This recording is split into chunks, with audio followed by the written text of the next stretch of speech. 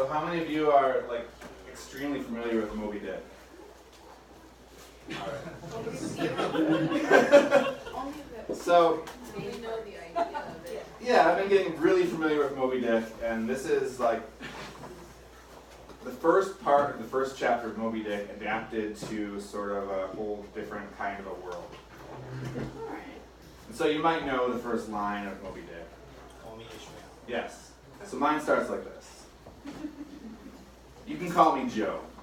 A few years ago, broke and bored, I got it into my head to go to the circus. That's my way of keeping from going postal. When I get the urge to max out credit cards at gun shows, I figure it's time for me to hit the road. Some folks might choose to fill their time with liquor or TV and to check out from the world. I find a different world. It's not surprising, really, or even original. Everyone at some point feels the pull of the open road, of opportunities and experiences, of people and sensibilities that are vastly different from life within the walls of their town.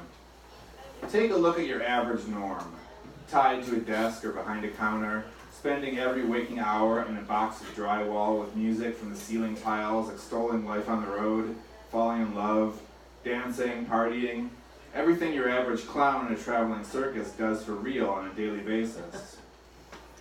It's not just your average Joe office worker who secretly or subconsciously longs for circus life.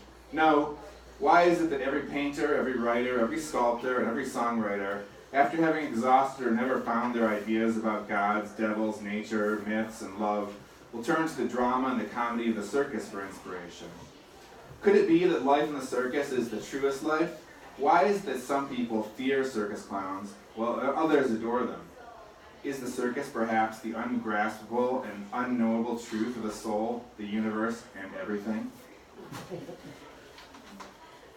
When I say that I go to the circus whenever I feel like I might step in front of a train just to see what happens, I don't mean that I go as a spectator or even as a devoted follower.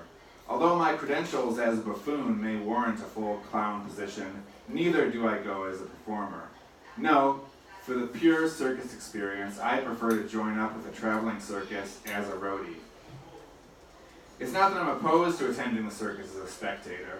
I go as a roadie because even the best spectator isn't getting paid for their being there. And frankly, I make it a point of getting paid for my time whenever possible. Besides, being a roadie gets you into the real show. The sights and smells of the back lot of a traveling circus aren't for the weak of heart or the weak of stomach, but you get used to it soon enough. As a roadie, I more often smell diesel than I do animal shit, and I prefer it that way. There's something wholesome and honest in a day's labor unloading or loading trucks and assembling temporary structures. The ringmaster and show producer think they're responsible for whether the paying customer has a good time, but they're wrong. Customers are predisposed to having fun at the circus, but no one is having fun if the tent collapses or a frayed wire causes a hay bale to burst into flame. I can't tell you why it was that I decided to join a circus rather than signing up as a roadie for a band or a traveling Broadway show, except that I had nothing better to do after leaving my job, and I needed a change of scenery after my wife left me. The circus life then seemed like a welcome opportunity to see something new, meet some new people, and swing open the doors of a new world and a new life. I packed a duffel bag with my best t-shirts and an extra pair of socks, and headed for the circus currently set up in the neighboring town, only to find that I was too late. They had packed up and were moving on to the next town in the morning, and no one was available to take my application. A straggler raking the grounds looking for change suggested I might be able to hook up with them in a week's time in Bend.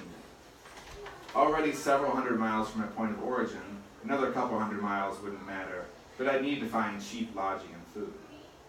When I arrived in Bend, the weather had taken a turn, and I could barely see through the torrent of rain. I pulled into a motel parking lot.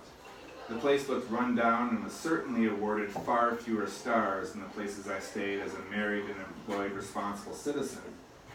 But, I told myself, I was neither of those, and I couldn't afford to be too particular. So,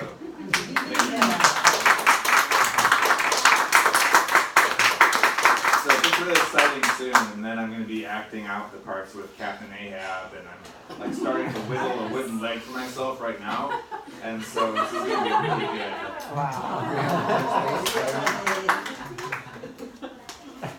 Alright, so who's next? Ellie. That's neat. Up next is Ellie.